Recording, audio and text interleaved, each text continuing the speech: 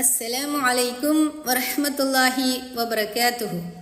വിശുദ്ധ ഖുർആൻ 18-ാം ജുസ്, അധ്യായം 23, സൂറത്തുൽ മുഅ്മിനൂൻ, 78 മുതൽ 92 വരെയുള്ള ആയത്തുകൾ.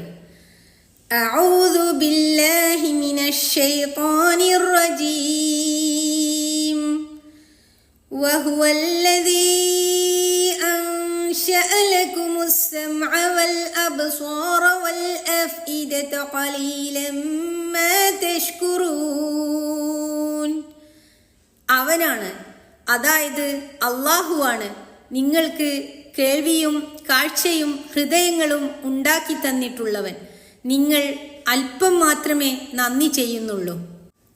وهو الذي ذرأكم في الأرض وإليه تحشرون. അവൻ തന്നെയാണ് നിങ്ങളെ ഭൂമിയിൽ വർദ്ധിപ്പിച്ചുണ്ടാക്കിയവനും അവന്റെ അടുക്കലേക്കു തന്നെ നിങ്ങൾ ഒരുമിച്ച് കൂട്ടപ്പെടുകയും ചെയ്യും. وهو الذي يحيي ويميت وله اختلاف الليل والنهار أفلا تعقلون. അവൻ തന്നെയാണ് ജീവിപ്പിക്കുകയും മരിപ്പിക്കുകയും ചെയ്യുന്നവനും രാവും പകലും വ്യത്യാസപ്പെടുന്നതും അവന്റെ വകയാണ്. അപ്പോൾ നിങ്ങൾ മനസ്സിരുത്തുന്നില്ലേ? ബൽ ഖാലൂ മിസ്ല മാ ഖാലൽ അവ്വലൂൻ. എന്നാൽ പൂർവികന്മാർ പറഞ്ഞ മാതിരി അവർ പറയുകയാണ്. ഖാലൂ അഇദാ മിത്നാ വകുന്നാ തുറാബൻ വഇളാമൻ അഇന്നാ ലമബ്ഊസൂൻ. അവർ പറയുന്നു, ഞങ്ങൾ മരിക്കുകയും മണ്ണും എല്ലുമായി തീരുകയും ചെയ്താൽ ഞങ്ങൾ ഉയിർത്തെഴുന്നേൽപ്പിക്കപ്പെടുന്നവരായിരിക്കുമെന്നോ? അതായത് അത് സംഭവ്യമല്ല. ലഖദ് വഅദ്നാ നഹ്നു വആബാഉനാ ഹാദാ മിൻ ഖബ്ലു ഇൻ ഹാദാ ഇല്ലാ അസാഖീറുൽ അവ്വലീൻ. ഞങ്ങളോടും മുമ്പ് ഞങ്ങളുടെ പിതാക്കളോടും ഇത് വാഗ്ദത്തം ചെയ്യപ്പെടുകയുണ്ടായിട്ടുണ്ട്. ഇത് പൂർവികന്മാരുടെ പഴങ്കഥകളല്ലാതെ ഒന്നുമല്ല.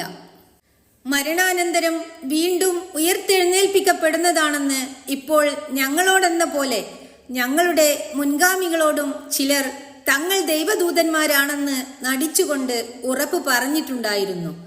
ഇങ്ങനെ പറഞ്ഞു തുടങ്ങിയിട്ട് കാലം കുറേയായി. ഇനിയും അത് സംഭവിച്ചു കാണുന്നില്ല. ആരോ പറഞ്ഞുണ്ടാക്കിയ ചില പഴഞ്ചൻ വർത്തമാനം മാത്രമാണിത് എന്നൊക്കെയാണ് അവർ പറയുന്നത്. ഇതുപോലെ പരലോകത്തിൽ വിശ്വസിക്കാത്ത ആളുകളിൽ നിന്ന് ഇന്നും നാം കേൾക്കാറുള്ളതാണല്ലോ. പക്ഷേ അന്നത്തെ മുശ്രിക്കുകൾ മിക്കവാറും സൃഷ്ടാവിനെ നിഷേധിക്കുന്നവരായിരുന്നില്ല. ആകാശഭൂമികളുടെ നിയന്ത്രണം അള്ളാഹുവിന്റെ കയ്യിലാണെന്നതും അവർ നിഷേധിച്ചിരുന്നില്ല എന്നു മാത്രം.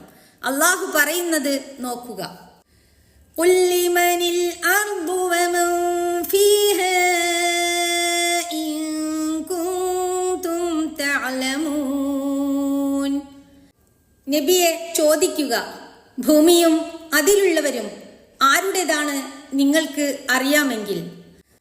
സയഖൂലൂന ലില്ലാഹ് ഖുൽ അഫലാ തദക്കറൂൻ.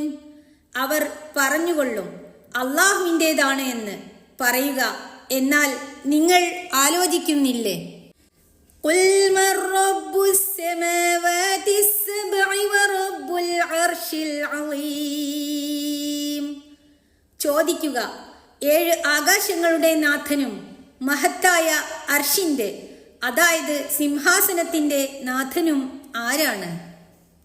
സയഖൂലൂന ലില്ലാഹ് ഖുൽ അഫലാ തത്തഖൂൻ. അവർ പറഞ്ഞുകൊള്ളും, അള്ളാഹുവിൻ്റെതാണ് എന്ന് പറയുക, എന്നാൽ നിങ്ങൾ സൂക്ഷിക്കുന്നില്ലേ? ഖുൽ മൻ ബിയദിഹി മലകൂതു കുല്ലി ശൈഇൻ വഹുവ യുജീറു വലാ യുജാറു അലൈഹി ഇൻ കുൻതും കുന്തും തഅലമൂൻ.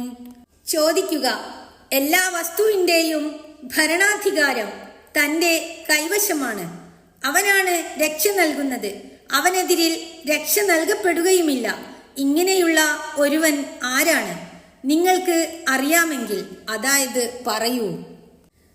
സയഖൂലൂന ലില്ലാഹ് ഖുൽ ഫഅന്നാ തുസ്ഹറൂൻ. അവർ പറഞ്ഞുകൊള്ളും, അല്ലാഹുവിനുള്ളതാണ് എന്ന്. പറയുക, എന്നാൽ എങ്ങനെയാണ് നിങ്ങൾ മായത്തിലകപ്പെട്ടു പോകുന്നത്? ബൽ അതൈനാഹും ബിൽ ഹഖ് വഇന്നഹും ലകാദിബൂൻ. പക്ഷേ അതായത് വാസ്തവത്തിൽ നാം അവർക്ക് യഥാർത്ഥവും കൊണ്ട് ചെന്നിരിക്കുകയാണ്. നിശ്ചയമായും അവരാകട്ടെ കള്ളവാദികളുമാണ്. ആകാശഭൂമികളും അവയിലെ വസ്തുക്കളുമെല്ലാം അള്ളാഹുവിൻ്റെതാണ്. അവൻ്റെ സൃഷ്ടിയും അവൻ്റെ ഉടമയിലുമാണ്. അവയുടെ മുഴുവൻ നിയന്ത്രണവും കൈകാര്യവും അവൻ്റെ പക്കലാണ് എന്നെല്ലാം മുശ്രിക്കുകളും വിശ്വസിക്കുന്നു. എന്നിട്ട് പിന്നെയും അവർ വിഗ്രഹങ്ങൾ മുതലായ സൃഷ്ടികളെ ആരാധിച്ചും അവരോട് പ്രാർത്ഥിച്ചും കൊണ്ടിരിക്കുകയാണ്. വ്യക്തമായ ഈ അബദ്ധത്തെ സംബന്ധിച്ച് ഇതിൽ പരം വമ്പിച്ച വഴിപിഴവ് വേറെയില്ല തന്നെ. അവർ ഒട്ടും ചിന്തിക്കാത്തതിനെയാണ് അള്ളാഹു ഇവിടെ ആക്ഷേപിക്കുന്നത്. ഓരോ ചോദ്യത്തിനും ശരിക്കുള്ള മറുപടിയാണ് അവർക്ക് പറയുവാനുള്ളത്. അവ ഓരോന്നും ബുദ്ധിയുള്ളവരെ ചിന്തിപ്പിക്കുവാൻ പോരുന്നവയുമാണ്. അതുകൊണ്ടാണ് ഓരോ ചോദ്യത്തെയും തുടർന്നുകൊണ്ട് നിങ്ങൾ ചിന്തിക്കുന്നില്ലേ, നിങ്ങൾ സൂക്ഷിക്കുന്നില്ലേ എന്നിങ്ങനെ അള്ളാഹു ആവർത്തിച്ച് പറയുന്നത്. ചോദ്യങ്ങളുടെ ഉത്തരത്തിൽ യാതൊരു ഭിന്നാഭിപ്രായവും ഇല്ലാതിരിക്കെ അതോടൊപ്പം അള്ളാഹു അല്ലാത്തവരെ ആരാധ്യന്മാരായി സ്വീകരിക്കുവാൻ അവർ മുതിരുമ്പോൾ അവരുടെ ബുദ്ധിക്ക് എന്തോ അമളി പിണഞ്ഞിരിക്കണമല്ലോ. അതെ, പൂർവികന്മാരുടെ നടപടികൾ പരമ്പരാഗതമായി കണ്ടുവരികയും അവയെ ന്യായീകരിച്ചുകൊണ്ടുള്ള അവാസ്തവ പ്രസ്താവനകൾ കേട്ടുകൊണ്ടിരിക്കുകയും ചെയ്യുന്നതിൽ അവർ മയങ്ങിപ്പോയിരിക്കുകയാണ്. അതിനെപ്പറ്റി പുനരാലോചന ചെയ്യുവാൻ അവർ തയ്യാറില്ലാതിരിക്കുകയാണ്. പക്ഷേ മേൽപ്പറഞ്ഞ കാര്യങ്ങൾ അവർക്കറിയാവുന്ന യാഥാർത്ഥ്യങ്ങളായിരിക്കെ അവരോട് നബി സല്ലല്ലാഹു അലൈഹി വസല്ലം മുഖാന്തരം പ്രബോധനം ചെയ്യപ്പെടുന്ന വിഷയം തൗഹീദ് മുതലായവ തികച്ചും ന്യായവും സത്യവുമാണെന്നും അവരുടെ വാദം തനി കള്ളവും പൊള്ളയും ആണെന്നും സ്പഷ്ടമാണ്. മത്തഖദല്ലാഹു മിൻ വലദിൻ വമാ കാന മഅഹു മിൻ ഇലാഹ് ഇദൽ ലദഹബ കുല്ലു ഇലാഹിൻ ബിമാ ഖലഖ വലഅല ബഅ്ദുഹും അലാ ബഅ്ദിൻ സുബ്ഹാനല്ലാഹി അമ്മാ യസിഫൂൻ. അല്ലാഹു യാതൊരു സന്താനത്തെയും സ്വീകരിച്ചിട്ടില്ല. അവനോടൊപ്പം യാതൊരു ഇലാഹും ഇല്ലതാനും. അതായത് ഉണ്ട് എന്ന് വരികിൽ ഓരോ ഇലാഹും അവൻ സൃഷ്ടിച്ചതും കൊണ്ട് പോവുകയും അവരിൽ ചിലർ ചിലരുടെ മേൽ പൊങ്ങച്ചം കാണിക്കുകയും ചെയ്യുമായിരുന്നു. അവർ വർണ്ണിച്ചു പറഞ്ഞുകൊണ്ടിരിക്കുന്നതിൽ നിന്ന് അല്ലാഹു മഹാപരിശുദ്ധൻ. ആലിമിൽ ഗൈബി വശ്ശഹാദതി ഫതആല അമ്മാ യുശ്രികൂൻ. അദൃശ്യത്തെയും ദൃശ്യത്തെയും അറിയുന്നവനാണ്. അപ്പോൾ അവർ പങ്കുചേർക്കുന്നതിൽ നിന്നും അവൻ മഹോന്നതനാകുന്നു.